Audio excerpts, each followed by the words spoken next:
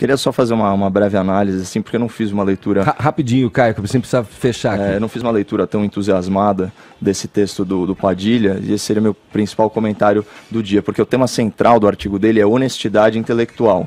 Só que eu faço questão de abrir essa análise com o diagnóstico reducionista e equivocado do diretor sobre a Lava Jato. Ele resume da seguinte forma: conclui que a Lava Jato foi um embate entre políticos corruptos e uma equipe de justiceiros. Ora, os processados da Lava Jato, eles são muito mais que meros corruptos tão abundantes no Brasil. Não vamos normalizar isso.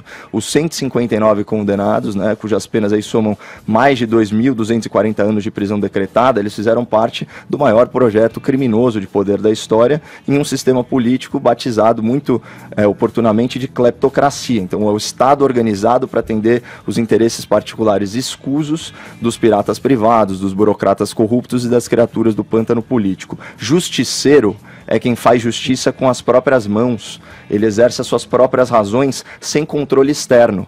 Os juízes e procuradores da Lava Jato, ao contrário, eles são aplicadores da lei, aplicadores da justiça. Eles estão sim sujeitos aos freios e contrapesos do Estado Democrático de Direito. Eles seguem os ritos do devido processo legal. Eles respeitam o amplo direito de defesa dos réus que eles processam e, acima de tudo, como eu já argumentei aqui, eles têm o seu trabalho analisado e possivelmente reformado por instância superior, tribunal recursal e corte constitucional. Então, o justiceiro é uma ova. São promotores e magistrados republicanos, corajosos e patriotas que arriscaram a própria vida e a vida das suas famílias para colocar atrás das grades os homens mais poderosos e mau caráter do Brasil. Tá? Então, esse é o primeiro ponto.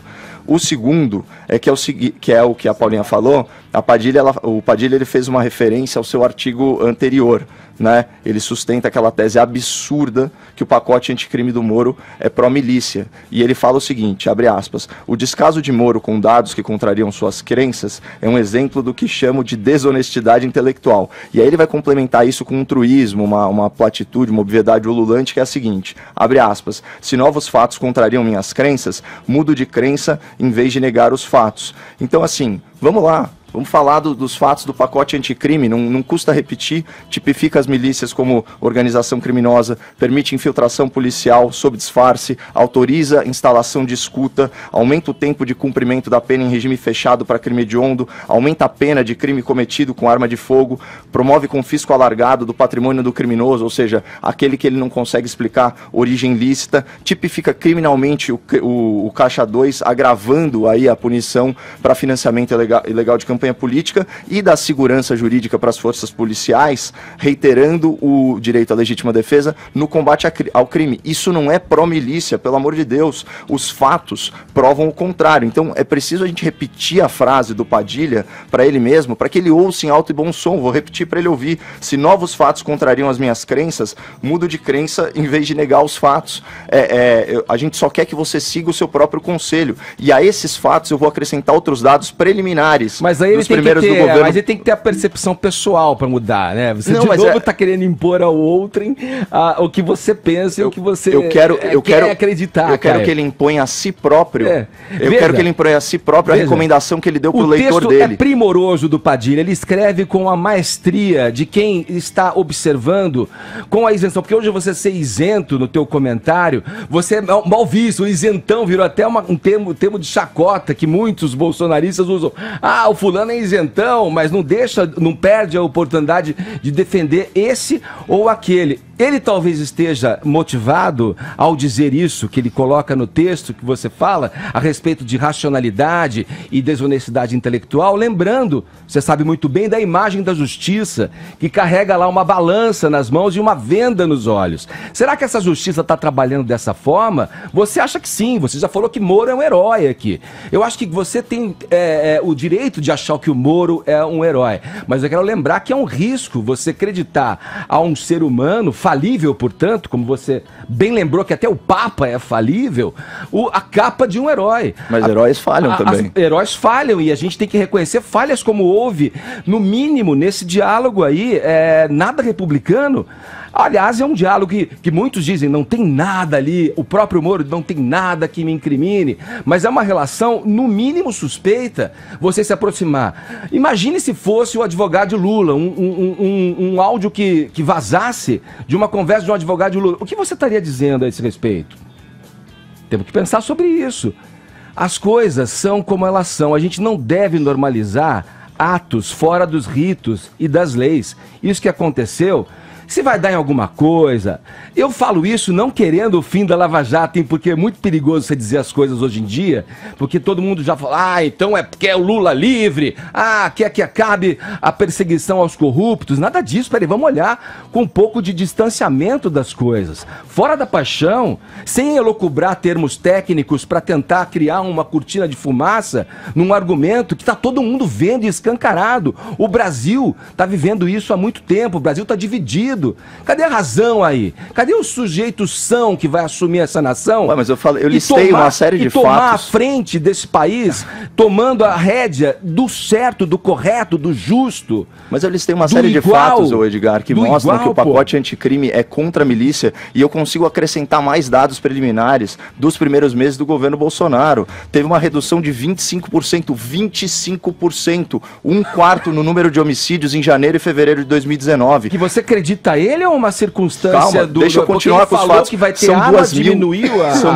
a violência? Eu não sei por que se deu isso, mas isso é um dado da realidade, e foram 2.238 mortes a menos em relação ao ano passado, e teve uma queda de 59%. Nada tá em vigor ainda? Calma, teve uma queda de 59% do número de mortes violentas no Ceará, onde efetivamente, objetivamente, o Moro conduziu uma intervenção federal muito bem sucedida. Essas ondas sobem e descem, não, é natural aqui, que isso aconteça. Gente, que ótimo 60%. Se der certo, Caio, a gente não estava falando de outra coisa? Não, a pauta mudou agora. A pauta eu estou analisando o texto do Padilha em que ele diz: você, diante dos fatos, mude de opinião. Eu estou fazendo um convite para que ele mude de opinião com base em números que são muito sensíveis. Você teve uma redução de invasão de terra no primeiro trimestre de 43 para 1. E vou mais além, falando do Rio de Janeiro do Padilha, falar sobre letalidade da força policial, isso no governo Temer. A letalidade da força policial aumentou 38% no período de janeiro a novembro de 2018, portanto, da intervenção federal. Só que a queda de homicídio geral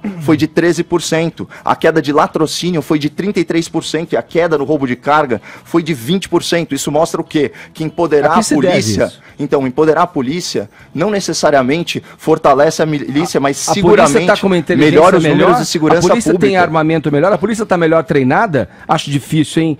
Acho muito difícil. Eu acho que isso é mais uma circunstância de um momento, de uma fotografia, de um registro fortuito para esse discurso que você está colocando, que é o discurso vigente do governo de turno, do que em si uma efetivação de uma política de segurança. Não, porque na que verdade nem em si é conhecida. É tudo narrativa, porque o grande objetivo desse artigo do Padilha é chegar no final das contas e matar na seguinte frase: no que tange a honestidade intelectual, a direita pró-Bolsonaro e a esquerda pró-Lula se tornaram irmãs siamesas, nunca mudam de opinião. Isso é uma falácia. Isso não é narrativa. Uma falácia. É porque a narrativa da vala comum. Que é uma falácia, não, você colocou uma equivalência moral entre o bolsonarismo e o lulismo, e uma equidistância. Você não acha que tem similaridades? Tem similaridades, mas não é a mesma coisa. Por conta da outra. Não. Na verdade, você não pode colocar uma são simétricos siameses. Tenho que concluir meu raciocínio. Você não pode colocar uma equidistância entre o cidadão médio a ambos os polos políticos pelo seguinte: a comparação ela não se sustenta. Primeiro, pelo volume de crimes do lulopetismo, e depois porque existe aí uma distinção fundamental de valores até do ponto de vista ideológico. No campo ideológico, a direita ela sempre vai prezar pela realidade, a esquerda vai trabalhar com emoção, com narrativa, com discurso hegemônico. Então, por exemplo, quando a direita se vê diante de um caso inequívoco de corrupção, ou em que exista muitos indícios, por exemplo, Laranjal do PSL, caso Queiroz, ela vai pedir punição, e a esquerda não, a esquerda nega e não faz autocrítica. Ela vai pedir punição? A gente está vendo essa campanha toda pela investigação do Flávio Bolsonaro, a gente está vendo uma pressão para onde está o Queiroz? Antônio Bivar, nossa, eu tô vendo um grande silêncio, pelo amor de Deus, Caio. é só você ver as críticas que eu faço ao governo e comparar com os elogios que você faz, que são inexistentes. Mas você não é a direita inteira, Caio. Não, mas eu represento uma ala da direita também. E não só isso, a esquerda ela é negacionista por excelência. Você tem Lula livre, você não tem Queiroz livre. E isso vale até... Você não tem Queiroz herói, ninguém fala sobre isso. É bom também, imagina, eu trouxe o assunto à baila sendo de direita. Eu não nego Queiroz. Entendeu? Quem nega que o Lula é corrupto ninguém nega aqui que o Lula é corrupto, não existe Queiroz livre, ninguém foi na rua, ninguém foi às ruas pelo Aécio Neves. O Lula livre, você entendeu? Aqui? Alguém quer o Lula livre? Falou Lula livre. Não, eu tô falando da narrativa, a gente não tá comparando o lulismo mas é o que com o bolsonarismo. O que o lulista fala? É isso, você tá, não é isso, é isso não, que ele tá falando o contrário disso, que você pode não ser bolsonarista, você pode não ser nada disso. Não, mas ele tá colocando uma equivalência moral que não existe. Não existe o bolsonarismo com todas as suas vicissitudes, com todos os seus defeitos, ele é superior moralmente ao lulismo. Não tem lugar no debate político. Tem que estar de um lado, tem que estar na cegueira do petismo e na maluquice do bolsonarismo. Não é, isso é uma falsa equivalência moral. Não existe. Eles não são iguais com polaridade invertida, não são iguais. Lulista é pior. Aí, qual é? Isso aí é reducionismo. Você pode querer o Lula preso e criticar alguns pontos do Lava Jato? Você pode querer a reforma da Previdência. Mas isso é uma obviedade. Esse é o ponto do texto dele. Não, mas ele fala que é idêntico e não é. Isso é a afetação de imparcialidade. Zé Maria, você tá aí, Zé, você já foi embora. Zé,